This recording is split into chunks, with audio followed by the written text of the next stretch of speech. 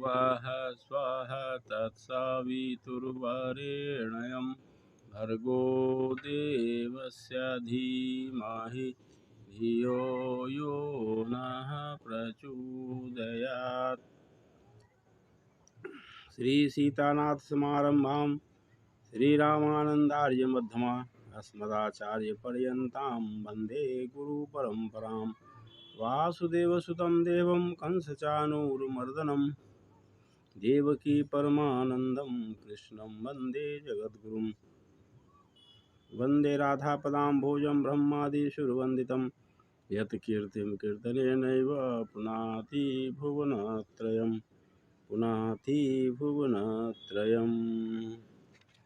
जय राधा माधव जय कुंज बिहारी जय गोपी जन वल्लभ जय गिरिवरधारी। जय राधा माधव जय कुंज बिहारी।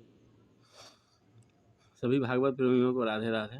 आइए आज पुनः आम्र मंजरों से आच्छादित आम्र पल्लवों के साए में बैठकर भागवत रस का पान करें। हम भागवत महापुराण के बड़ी महत्वपूर्ण अध्याय का श्रवण कर रहे हैं, रास से संबंधित। ये भगवान की रासलीला यहाँ से प्रारंभ होती है। रासलीला के संबंध में लोगों ने अपने मन से बहुत कुछ इसके अर्थ लगा लिए हैं और समाज में प्रस्तुत भी इस तरह से किया जाता है। लगता है कि यह रासलीला भगवान का बिना किसी तत्व ज्ञान के है और महज हंसी मजाक करके टाइम पास करने का विषय है, लेकिन ऐसी कुछ बात नहीं है। इस तरह की बातों से दूर का भी संबंध नहीं है। ये बड़ा ही तत्व ज्ञान का सूचक है।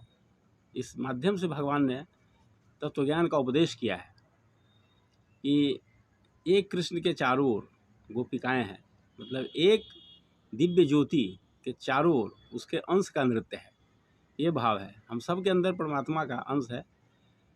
ममैवांशो जीव लोके जीव भूतः सनातन, भगवद गीता में कहा गया है कि हम सब के अंदर परमात्मा की सत्ता मौजूद है और उसी आत्म ज्योति का, उस विराट ज्योति के चारों ओर नृत्य, यही रास होता है। इसके संबंध में और भी चर्चा करेंगे। तो उस समय गोपियों की आयु बड़ी छोटी थी और उस शरद रात्रि में, पूर्णिमा की रात्रि को, भगवान ने मन को हरने वाली काम बीज क्लिंग की अस्पष्ट मधुर तान छेड़ी थी और जिनके कानों में, जिन गोपियों के कानों में यह तान सुनाई दी, बांसुरी की आवाज़ सुनाई दी, उन्हें लगा जैसे उनके नाम लेकर के भगवान कृष्ण बुला रहे हैं। तो वे जिस स्थिति में थी सब वैसे ही चल दी। इनकी स्थिति का वर्णन तो हम पहले थोड़ा सा बता चुके हैं कि ये सब श्री कृष्ण गृहीत मानसा, भगवान को अपना उन्होंने मन दे दिया था। उनके पास अपना कोई मन था ही नहीं। हम लोग जो भगवान की पूजा करते हैं ये महज दिखावे की पूजा है। ये इंद्रियों से पूजा की जाती है, हम लोग करते हैं। इंद्रियों की पूजा भगवान को नहीं जाती है। पूजा के समय मन कहाँ है, उस हिसाब से पूजा भगवान स्वीकार करते हैं। तो गोपियों के पास मन था ही नहीं, उन्होंने अपना मन भगवान को समर्पित कर दिया था। तो जैसे ही उन्होंने मधुर तान छेड़ी तो इसमें मिलन की लालसा बढ़ाने वाली ये बांसुरी की तान थी। गोपियाँ उस समय अपने घरों में थी, कोई जेवर किसी अंग में पहन ली। उन्हें इतनी जल्दीबाजी थी, वो पहनना शुरू की थी, उसी समय उन्हें सुनाई दिया। तो किसी अंग का जेवर किसी अंग में, जैसे पैर का जो पहना जाता है उसको हाथ में पहन ली, जो हाथ में पहना जाता है उसे कान में लटका लिया। ससुर जी, एक गोपी के ससुर जी ने भोजन मांगा तो वह उस समय अपने गाय को भोजन देने जा रही थी और इतनी हड़बड़ाहट में वह गाय का जो भोजन है, मतलब चारा, वो अपने ससुर जी के सामने रख दिया। इतनी हड़बड़ाहट थी उन लोगों में। उनके वस्त्र भी जैसे तैसे थे। उन्होंने अपने बच्चे को छोड़ दिया, दूध पिलाते बच्चे को छोड़ दिया। पति की सेवा कर रही थी, पति को उन्होंने वैसे ही छोड़ दिया। खाना पीना सब छोड़ दिया और जो जैसे थी भागी। हमारे हिंदू शास्त्र में कहा गया है कि पति की सेवा को परमात्मा की सेवा कहा गया है। ये ठीक है, अच्छी बात है। ये सब सामान्य अवस्था की चीज़ होती है जब मन हमारे पास होता है। जब हमने अपने मन को भगवान में निवेशित कर दिया तो फिर वहाँ जो लोक रीति है उस पर ध्यान नहीं दिया जाता है। अब वह स्वतः छूट जाता है, वह ध्यान देने और न देने की बात क्या है। जब भगवान की पुकार हो जाए तो फिर उससे बड़ा इस संसार का कोई भी रिश्ता नहीं होता है। गोस्वामी जी ने भी तो लिखा है कि तजियता ही कोटि बैरिसम यद्यपि परम स्नेहि। भगवत मार्ग में आने से जो रोके उसको त्याग देना चाहिए। इसी की पराकाष्ठा है गोपियाँ, और वो इसी मार्ग पर चल रही है। तो उन्होंने जैसे तैसे जो जिस अवस्था में थी सब कुछ छोड़ दिया। किसी का दूध चूल्हे पर था तो चूल्हा पर ही छोड़ दिया, किमार खुला था तो किमार खुला ही छोड़ दिया। ये सब करके और जैसे तैसे वहाँ से भागे। इतनी मिलन की लालसा उनमें थी। कुछ गोपियाँ ऐसी थी जिनको उनके घर वालों ने ज़बरदस्ती रोक लिया, उनके पति ने, उनके बेटों ने ज़बरदस्ती रोक लिया, घर से बाहर निकलने नहीं दिया। तो उस स्थिति भी उनके लिए कल्याणकारी हो गई।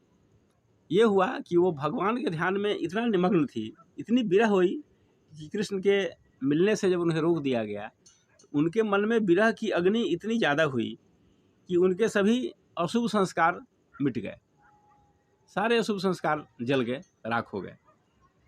और उस अवस्था में भगवान ने उनके घर में आकर उन्हें दर्शन दिया।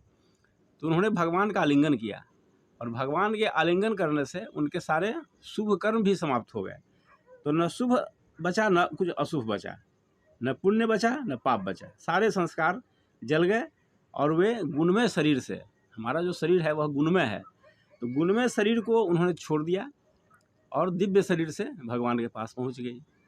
ये हाल थी कुछ गोपियों की। तो भगवान से आलिंगन करके उनके सारे पुण्य और पाप सब जल के समाप्त हो गए। तो फिर बचा क्या? हमारा जो यह शरीर है यह कर्ममय शरीर होता है, इसे कर्ममय गुणमय शरीर कहा जाता है। तो इस तरह से कुछ गोपियों को रोका गया तो वे सब दिव्य शरीर से वहाँ पहुँच गई। और जब वहाँ पहुँची तो भगवान वहाँ खड़े थे। उन्होंने गोपियों से कहा कि यहाँ क्यों आई हो? अब देखिए कैसा भगवान कृष्ण की लीला का कैसा चरित्र है भगवान का, उसको देखिए कितना अलौकिक, कितना दिव्य, कितना अचिंत्य शक्ति से परे भगवान का चरित्र है। कि उन गोपियों को बुलाया और जब गोपियाँ सब कुछ छोड़कर चली गई तो भगवान कहते क्या है कि तुम यहाँ क्या करने आई हो? पहले तो स्वागत किया।